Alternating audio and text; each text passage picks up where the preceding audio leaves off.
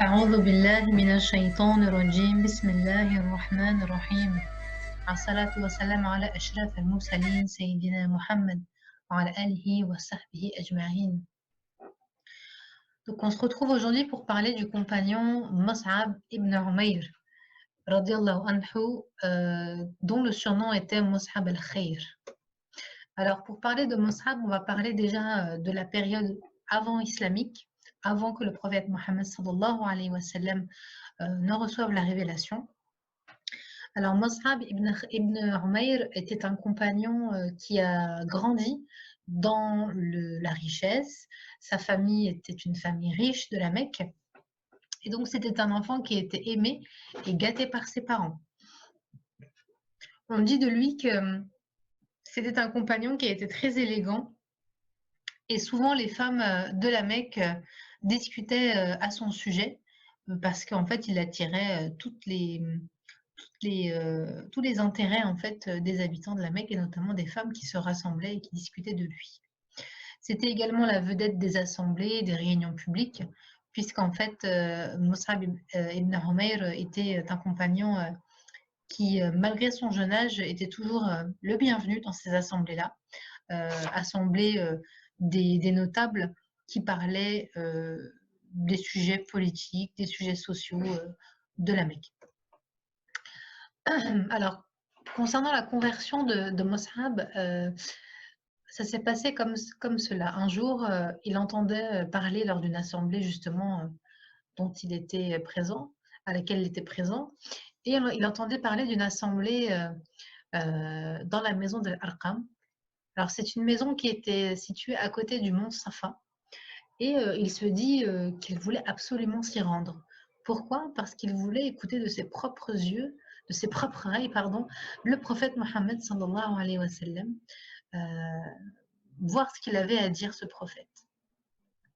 Et donc, il alla dans cette maison d'Al-Arqam, qui était un jeune Mecquois, qui ouvrait ses portes secrètement durant la période secrète, la prédication secrète, où le prophète Mohammed sallallahu alayhi wa sallam n'avait pas commencé à annoncer publiquement la religion islamique, mais plutôt à ses proches et aux gens de confiance. Et donc, Mus'ab alla à cette rencontre et il écouta le prophète Mohammed sallallahu alayhi wa sallam psalmodier le Coran. Et lorsqu'il entendit le prophète sallallahu alayhi wa sallam réciter les paroles de Dieu, son cœur battait très très fort, au point que le prophète Mohammed sallallahu alayhi wa sallam s'en aperçut et posa sa main droite sur le cœur de Mus'ab pour l'apaiser. Et subhanallah, on voit ici la grande bienveillance et le grand sens de l'observation du prophète Mohammed sallallahu alayhi wa sallam pour ses frères et les gens qui l'entourent, et toujours dans un esprit de rassembler vers lui et de rassurer. Et lorsque le prophète Mohammed sallallahu alayhi wa sallam posa sa main sur le cœur de Mus'ab, eh bien le cœur de Mus'ab s'ouvrit à l'islam, et c'est ainsi qu'il se convertit.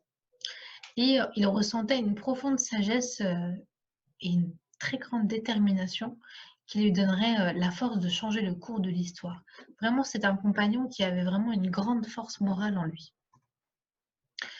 Les épreuves de Mus'ab radiallahu anhu commencèrent avec sa maman, puisqu'en fait ce compagnon ne craignait personne à la Mecque, mis à part sa mère. Pourquoi sa mère? Parce que sa mère était une femme qui avait une très grande force morale, une force de caractère, et elle impressionnait beaucoup les gens autour d'elle, et les gens la redoutaient.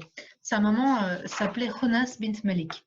Eh bien, Mus'ab avait des craintes de lui avouer sa conversion. C'est pourquoi elle décida de garder sa foi pour lui jusqu'à ce qu'Allah subhanahu wa ta'ala décide de son destin et que Mus'ab accomplisse ce qui est écrit pour lui. Et un jour, un Mecquois du nom de Othman ibn Talha verra Mus'ab rentrer discrètement dans la maison de Al-Arqam, et il le verra aussi un autre jour prier comme le prophète Mohammed sallallahu alayhi wa sallam. Il comprit donc que Mus'ab était converti à l'islam, et il s'en alla pour informer sa mère qui fut énormément choquée foudroyée, on dit, par cette nouvelle et elle décida, non pas de l'afficher en public, parce que Mus'ab, une fois qu'il a su que sa mère était au courant, assuma complètement, sa foi et sa mère voulut le gifler, mais elle se retient et au lieu de faire ça, elle décidera de le séquestrer dans sa propre maison afin qu'il ne puisse plus aller voir le prophète Mohammed sallallahu alayhi wa sallam ni ses disciples. Et un jour, alors que Mus'ab était séquestré chez lui, il entendit qu'une caravane, pardon, pas qu'une caravane, qu'un groupe de compagnons émigrerait en Abyssinie, en Éthiopie, pour pouvoir fuir les répressions, les tortures, les insultes, les oppressions de la Mecque.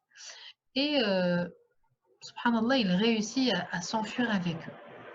Il alla donc émigrer en Éthiopie et il reviendra même par la suite à la Mecque et il repartira euh, 2 fois en Éthiopie. Et sa mère, comme elle n'avait plus aucune capacité de le retenir, elle décidera de lui couper les vivres en fait.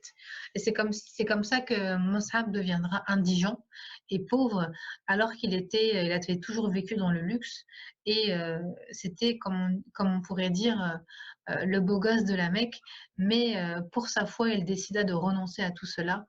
Et ce n'est pas pour autant qu'il ne resplendissait pas, on disait de lui qu'il était resplendissant de beauté et de lumière et qu'il imposait le respect et la crainte de ses interlocuteurs. Alors le temps passe et le prophète Mohammed sallallahu alayhi wa sallam commence à préparer la suite des événements et arrive le moment d'une rencontre à l'Aqaba, qui est une région à côté de la Mecque, où le prophète Mohammed sallallahu alayhi wa sallam va recevoir 12 Médinois qui vont lui prêter allégeance. Ils vont lui prêter allégeance et ils vont se convertir à l'islam. Et le prophète Mohammed sallallahu alayhi wa sallam va choisir Mus'ab pour pouvoir aller avec eux à Médine afin qu'il puisse leur enseigner l'islam et préparer le terrain pour la prochaine venue du prophète Mohammed sallallahu alayhi wa sallam. Quelques mois après, tous les Médinois qui seront autour de Mus'ab se convertiront en masse pour vous dire à quel point ce compagnon avait la capacité de prêcher et d'atteindre les cœurs des personnes à qui il parlait.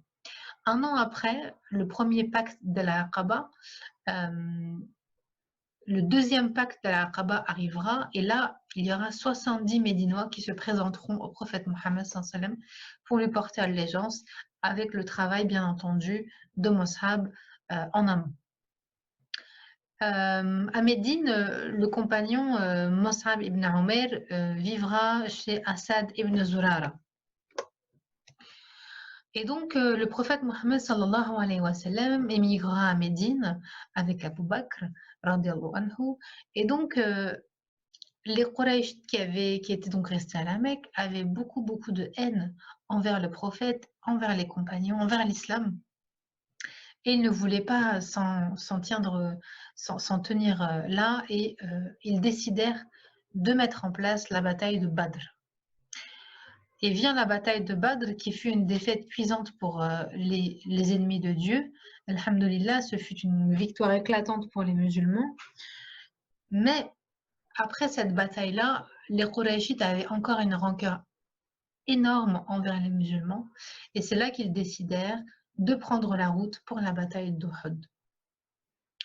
Et comme vous le savez, lors de la bataille d'Uhud, le départ de la bataille était favorable aux musulmans. Puis lorsque les archers à qui le prophète Mohammed sallallahu alayhi wa sallam avait dit de ne pas bouger, qu'ils gagnent ou qu'ils meurent, les archers, voyant que la bataille était favorable aux musulmans, décidèrent pour la plupart, pas tous, de descendre de la colline sur laquelle ils étaient. Et c'est ainsi que Khalid ibn al-Walid, qui n'était à l'époque pas musulman, prit par derrière les musulmans et les encercla. Et la bataille commençait à tourner en faveur des Qurayshites. Donc tout le monde se resserrait sur le prophète Mohammed sallallahu alayhi wa sallam pour le protéger. Et vraiment, c'était un moment très stressant pour les musulmans. À noter quand même que cette bataille n'était pas une victoire de cette guerre, puisque lorsque les Qurayshites ont gagné un peu plus de terrain, les musulmans ne se sont pas laissés abattre, ils se sont regroupés, en fait, ils ont battu en retraite au niveau de la montagne d'Uhud, puis après ils sont revenus. Mais les Qurayshites avaient pris la fuite et ils ne sont pas revenus le lendemain alors que les musulmans les attendaient pour continuer la bataille. Donc on ne peut pas vraiment parler de défaite et c'est important à préciser à ce niveau-là. Durant cette bataille d'Uhud, le prophète Mohammed sallam choisira le compagnon Mus'ab ibn Umayr pour être le porte-étendard de la communauté musulmane. Et donc, c'est lui qui sera en fait le plus visible, puisqu'il criera le slogan de la guerre et, subhanallah, il criera aussi lorsque la bataille commencera à être défavorable pour les musulmans, de peur que le prophète Mohammed n'ait été touché. Pour continuer à motiver les troupes, il criera « Mohammed n'est qu'un prophète, comme tant d'autres qui sont venus avant lui. » Sallallahu alayhi wa sallam. Et donc, il ne savait pas si le prophète était toujours vivant ou pas, mais qu'importe pour lui, son engagement n'allait pas être réduit pour autant.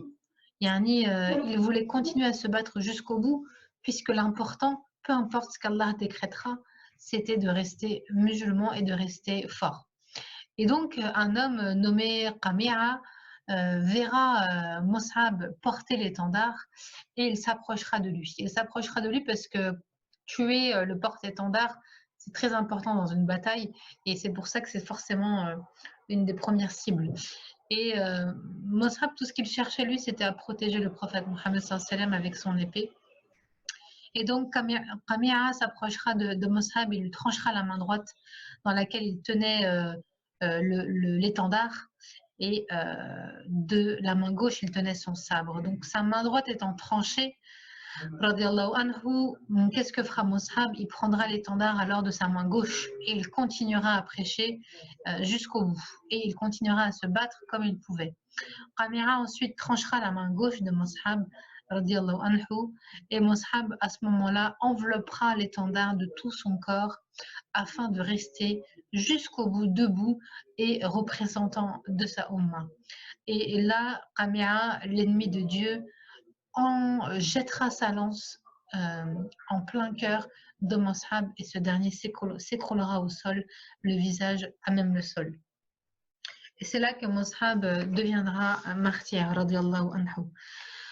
Lorsque le prophète Mohammed sallallahu alayhi wa sallam reviendra avec les compagnons sur le champ de bataille pour voir l'état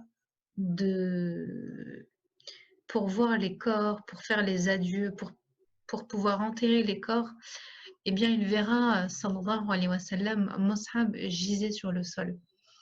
Comme si Mus'ab ne voulait pas voir ce qui s'était passé et ne voulait pas voir le prophète Mohammed sallallahu alayhi wa sallam le voir dans cet état-là.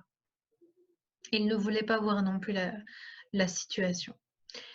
Et donc les compagnons décidèrent d'envelopper Mus'ab dans un linceul, sauf que le seul bout de tissu qu'ils étaient trouvés était un morceau de tissu trop petit. Lorsque son visage était couvert, ses pieds ne l'étaient plus. Lorsque ses pieds se couvraient, son visage apparaissait. C'était un problème parce que, subhanallah, Mus'ab avait toujours été propre sur lui, beau, parfumé, bien coiffé, bien habillé. Et subhanallah, pour l'islam, pour sa foi, il aura tout délaissé et on arrivera un jour où on ne trouvera même pas un bout de tissu, subhanallah, pour les mettre autour de son corps.